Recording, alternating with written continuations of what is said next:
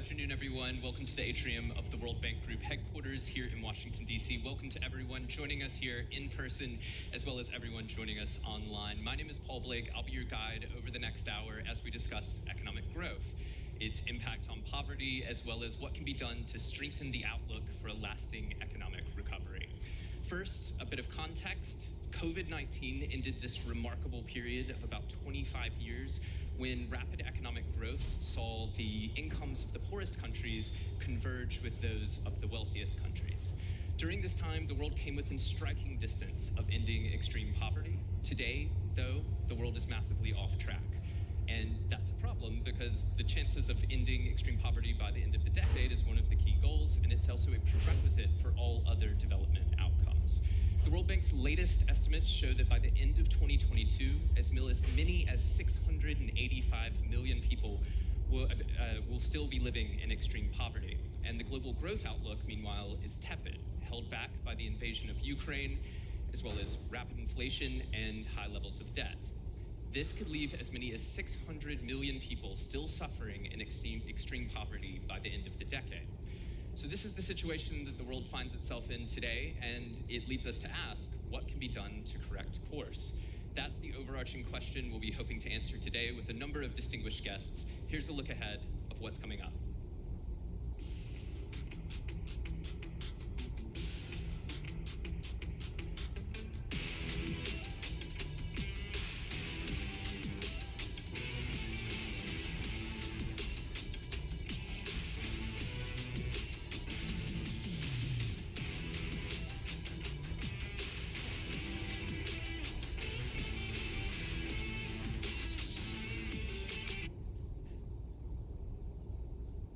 So as you can see, we're in for some very interesting discussions as we explore what can be done to help the poorest, boost long-term prospects for an inclusive global economic recovery, and resume progress towards poverty goals. Remember, you can share your thoughts throughout this event and throughout the week by following the World Bank Group on Twitter, Instagram, Facebook, or LinkedIn using the hashtag #GrowthForAll. Now, our first discussion will examine in depth how the outlook for inflation and interest rates, debt, and growth all intersect. And we're joined now by World Bank President David Malpass, alongside Dr. Larry Summers, Professor and President Emeritus of Harvard University, as well as former U.S. Treasury Secretary, and I think we're very proud at the World Bank to say former Vice President of Development Economics and Chief Economist. David, over to you. Okay, thanks very much, Paul, and hi, everybody in the audience, and hello, Larry. I'm very pleased you could join today. We're going to have a really engaging conversation. As we just heard, as everyone knows, Larry was U.S. Treasury Secretary. He was president of Harvard University, and also is a prolific economic thinker and policymaker and writer. So that it's great you could be here. We heard this gloomy starting point. My worry is that we may be heading into a world recession, and it could be persistent, meaning one of the big challenges we have to face is it going to be better 2 years from now? And we hope it will from a cyclical standpoint. But Larry, I wanted to get your view on just the general outlook, and then maybe we can bring it to monetary and fiscal policy, and then also talk about the role of the World Bank. But how do you see it? Are you as gloomy as everyone, and where are we headed? I think we've got a very challenging configuration. Combination of excessive inflation in the United States, which requires a policy response, the interest rates, currency level that go with that, along with everything associated with COVID and the Ukraine war, means that I suspect the next couple of years are not going to be easy. I think the best prospect for sustained growth, for ultimate poverty reduction, runs through a very determined effort to reduce inflation. And so I'm glad that at last the Fed has set such a path. I hope that coming out of the fund bank meetings this week, the bank and the fund will underscore the importance for developing countries of strong policies in the industrialized world, of making sure that there's a substantial level of resource transfer and new lending to countries that are caught up in these difficulties, that there's a clear recognition of sustainability as a central vehicle for promoting growth and resource transfer, that there's an awareness that there are a set of debt issues which the existing architecture deals with in only very slow and halting ways. You know, the previous moments of economic crisis were major moments of multilateral action. Think, for example, of the London summit during the financial crisis. And I hope we're going to see strong actions in which institutions like the bank and the fund can and should play a leading role coming out of these meetings. Okay, that all makes sense, and let's come back to that.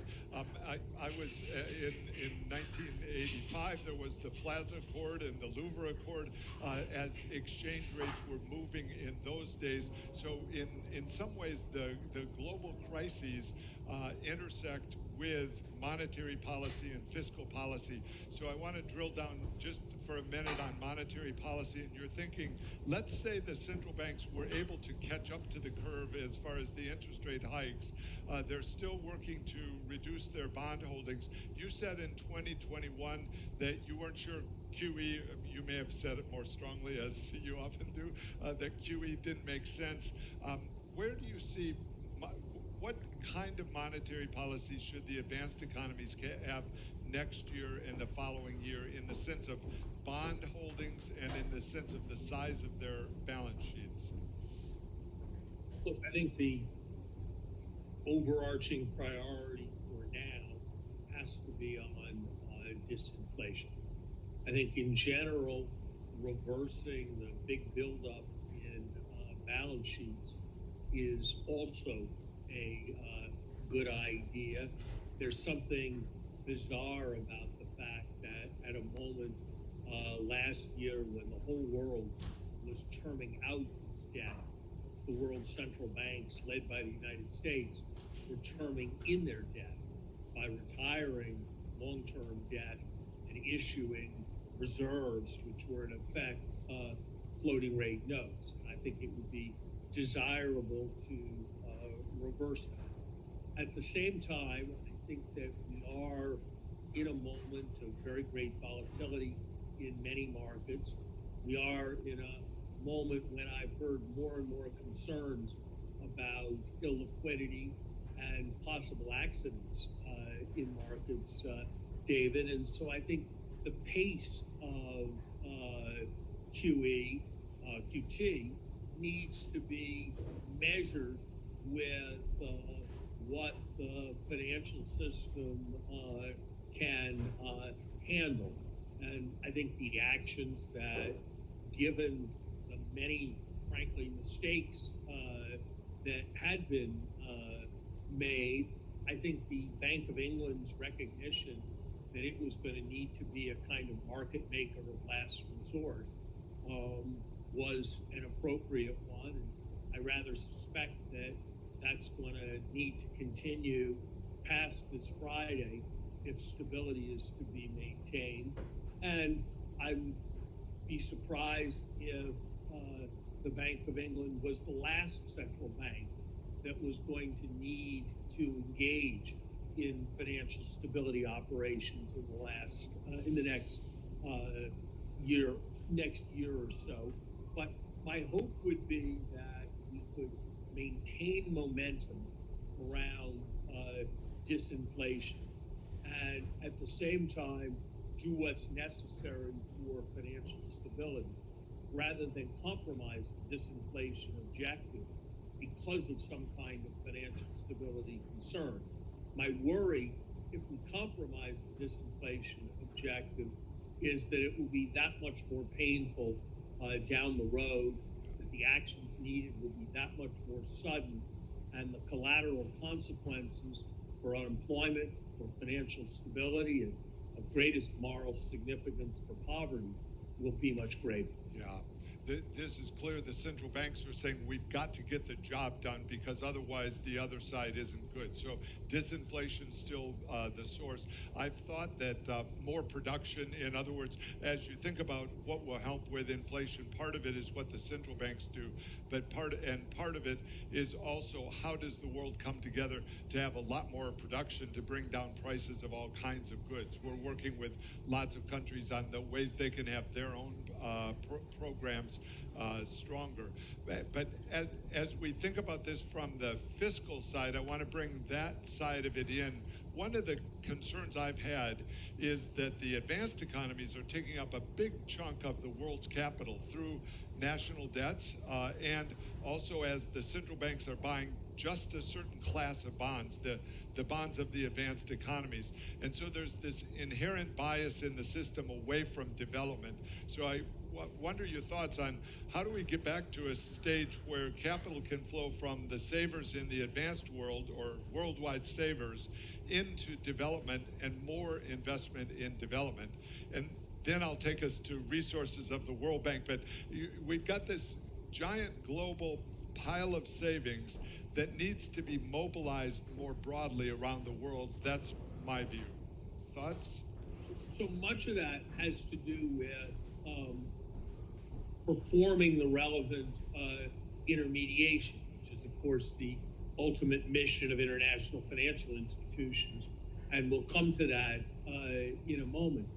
But I think you're right that we need to make sure that over time there is a reasonable degree of fiscal responsibility in the industrial world. And that goes to many different issues. It goes to the adequacy of revenue collection.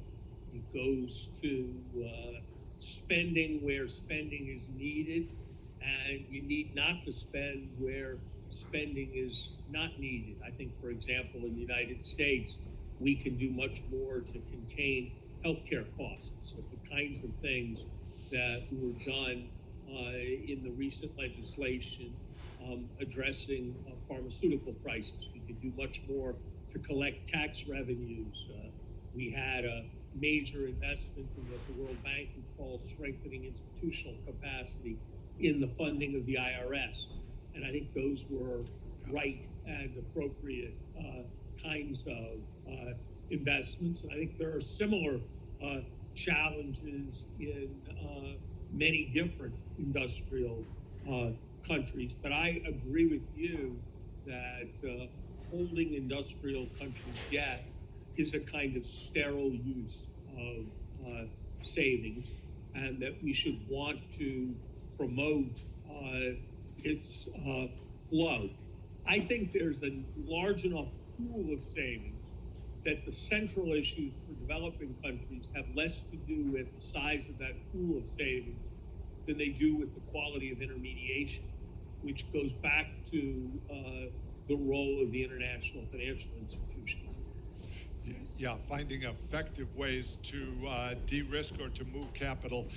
But you made an important point there that the quality of spending is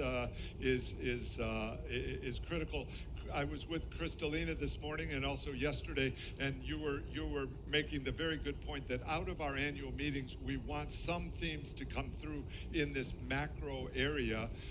And I think there are two that are very clear.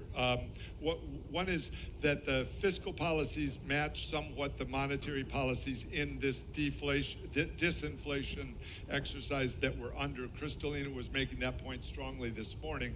And then we also are making the point that keeping that market openness, or I'll be more specific, that avoiding export barriers and import barriers and subsidies that are untargeted is a major theme of World Bank and IMF and the WTO, the international community in general.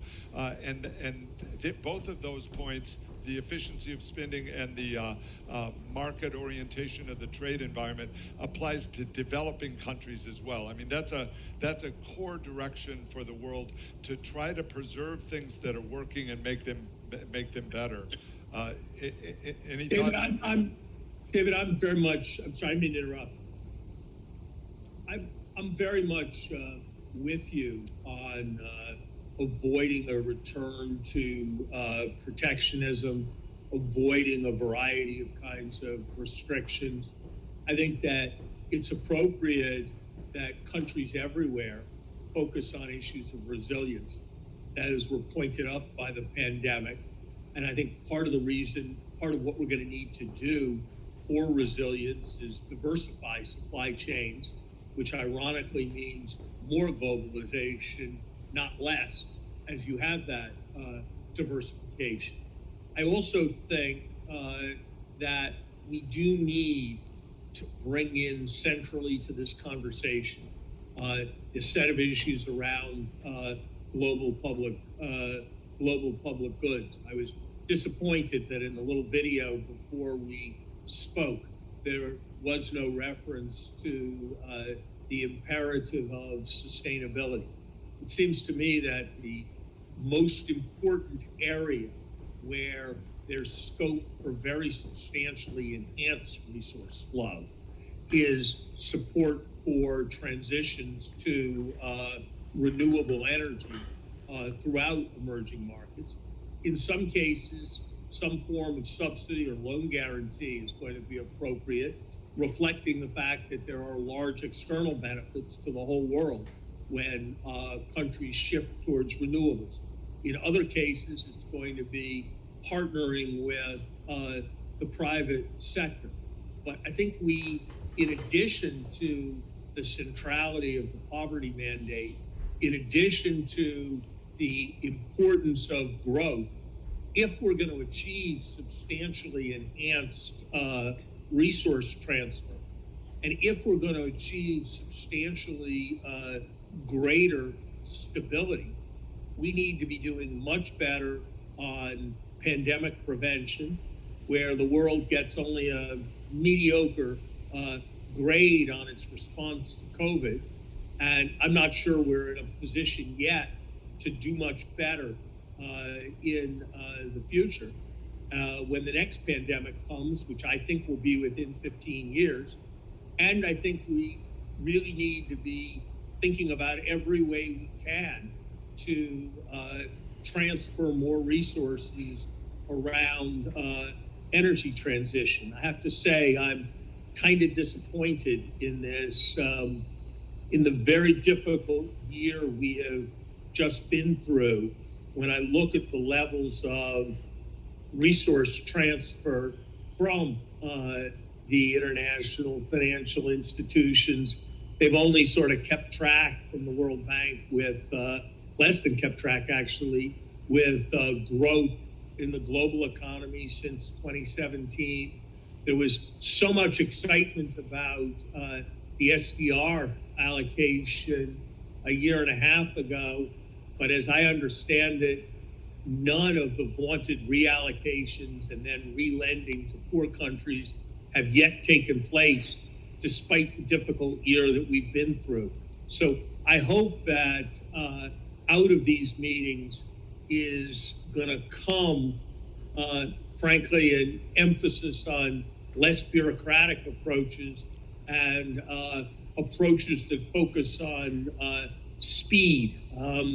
As a financial person who's looked for many years at the balance sheet of the World Bank, my sense is that in this kind of environment, it can be used somewhat more aggressively than it has been traditionally. And I was gratified by the G20 wise persons group or whatever it was that recently reached strong conclusions. And so I hope there will be a sense of what the magnitude of the additional lending that will come from more aggressive balance sheet use. Yeah. Those are all great themes, and I think it's useful for the discussion, and you're part of that discussion. The global public goods issue is one that really is dear to the World Bank's heart, in that as we think about the mission, poverty alleviation and shared prosperity, that encompasses an overall living standard for people that includes the concept of you living on one planet. And so I think we need to look for ways to be more proactive in global public goods. And you know this very well, it's a hard problem for economics because you're trying to transfer resources for things that don't give yourself benefit. You're doing it for the greater benefit. We are launching this week a big new trust fund that is called SCALE, which is sustainable climate action, and it is going to sit within the World Bank and help blend finance and also provide concessional resources, also buy down the interest rate of loans for countries to the extent that there is a global public good being provided. Meaning, if the country is doing something that's good for the rest of the world, there can be assistance from the world into that. So we are presenting that to the world. We'll also our balance sheet has expanded dramatically under my presidency. So we've brought forward IDA, which itself is leveraging heavily in world markets. You know, the World Bank is the most leveraged of the MDBs. So we have a 5-to-1 leverage, but as I'll give another statistic, and you know this one well. Since its inception, the World Bank has taken in $20 billion of paid-in capital and put out $800 billion of commitments. So that's 20 to 800. Now that's over a lifetime since the late 1940s. So it's not all translatable, but it's a massive leveraging process. And I welcome the conversation that you're initiating, that Treasury Secretary Yellen has initiated, of having the World Bank do more in terms of the leveraging capabilities and the instruments that we have. We're trying to do that. To your point was about the bureaucratic nature. One of the things I'm working on that you may like to hear. The bank has had a tendency to have too many small projects spread out over the whole span of countries. And one of the things we are trying explicitly to do in the bank is to scale good projects, meaning if people in the bank, and I'll speak to the whole audience here, if you have a project that is good and it helps 10,000 people, then I want to know about it, the bank wants to know about it, and we want to go times 100, because as we think about the benefits that the bank can provide, we need to be dealing with millions and millions of people, whether it's refugees, whether it's people in famine, whether it's people affected by climate change, and have a very expansionary effort of how big the good projects can be. So, Larry, I just wanted to say, you know, we are tackling the pandemic preparedness with the support of the U.S. strong support, big support over these months. We've set up very quickly in the bank a new financial intermediary facility, which brings together donors from around the world. We've now got, I think there's 20 donors in that, so that's good. The U.S. just put into the Clean Technology Fund last week, announced a contribution to that. I was with Janet Yellen this morning, and she announced and reminded people of the contributions the U.S. is making to the food and agriculture facility that that the World Bank is the trustee of, but manages for the information flows within the food and fertilizer sector. All of that. So I just want to go to your point, and you know this better than anyone, the value of knowledge within the World Bank that can then be used in other country programs. And so we are ambitiously trying to expand that. back to you, and then I think we're going to have to wrap. Yes, I'm really glad, David. I'm really glad about all the things you said. I'm going to look forward to learning more about the SCALE program that you described. I'm going to look forward to learning more about your very ambitious plans to scale things up that you're doing that are important. I was part of a G20 group that worked on the design of that FIF, and I think that is a very important and positive step. We will see where the discussion and the dialogue goes on with shareholders. Frankly, if you had asked me 10 or 15 years ago, I think I would have thought of sustainability as being one aspect of inclusive growth. I think today, given the way in which these issues serve as major threats, that sustainability may need to stand on its own as an objective in prosperity, not as one component of the mission. I've thought for a long time that it should become the International Bank for Reconstruction, Sustainability, and Development. And in parallel with that, David, I've thought, you're obviously much closer to all of this than I can be, that all of these separate World Bank administered trust funds have a kind of sense that they are boutique and slightly peripheral issues. And I would rather see more of these things centrally integrated into the work of the bank. And I guess I would conclude by just repeating something that was in the Project Syndicate piece on the bank that I wrote yesterday that you may have seen. I think the needs of this moment compel us over the next decade to think not in the billions, but in the trillions. And I think we need to hold ourselves to a standard, not of asking whether we're doing good things and more good things than we used to, but whether we're doing enough good things relative to the immense global challenge and the immense global opportunity. There has not been a moment with the revolutions in what's happened to the price of solar energy, with the revolutions that artificial intelligence and information technology are making possible. That's what all your digital work has been about, David. There has not been a moment when there was so great an opportunity to invest resources on a large scale in promoting the development of the countries where the vast majority of the world's population live.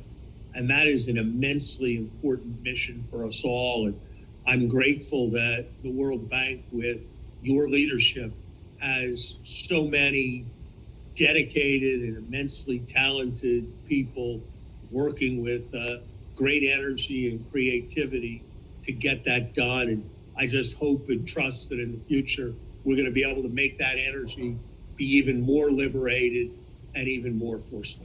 That's a great closing. So I wanted to all those listening, that was a call for there to be in this new SCALE facility, which is for climate action, and also the pandemic preparedness for health action. Those are vehicles that can absorb tens of billions, hundreds of billions of dollars from donors today or tomorrow. And so we welcome people thinking really big about the needs for the developing world and then the resources that really need to be flowing. Thanks very much, Dr. Summers. Great to be with you, David. Thank you very much, and good luck to all for the meeting. Thank you. And Dr. Summers, the President Obama has to ask you to stick around for just 1 second. A couple questions from the audience. The first one, very quickly, Carlos Ordonez wants to know, about comprehensive debt relief. Is that even possible? Is it even possible to restart progress in poverty reduction? And if so, what tools do countries have? That's a long, there's a long answer. So we need comprehensive debt reduction. We're working every day on that. I've had meetings already today on that. It's the idea that the composition of debt has changed a lot over the years, more toward China and more toward private sector creditors, and the world just doesn't have the mechanisms to do what the questioner asked, comprehensive debt relief. So we are, and in talking with the G24 this morning and the G20, we've proposed, World Bank has proposed, that there be more involvement by all the creditors early, the debtor be involved, that's the debtor country, and that there be a comprehensive way to score or evaluate the debt reduction so there's fairness in the burden sharing among the creditors. And Dr. Summers, do you have perspective on that? Tools countries have around debt relief? I think that I agree with what David Malpass said. I think the key here is going to be to find frameworks that understand the concerns of Chinese creditors and cooperate with Chinese creditors, because I think in many of these situations, China has been a substantial creditor and has put forward substantial levels of funding. And I think that my hope would be that from the rather different perspective and the rather different type of institutions that exist in China, we can work out cooperative approaches. Dr. Summers, thank you so much. President Malpass, thank you so much for this conversation today. Really appreciate it. Thank you, Larry. Bye-bye, all.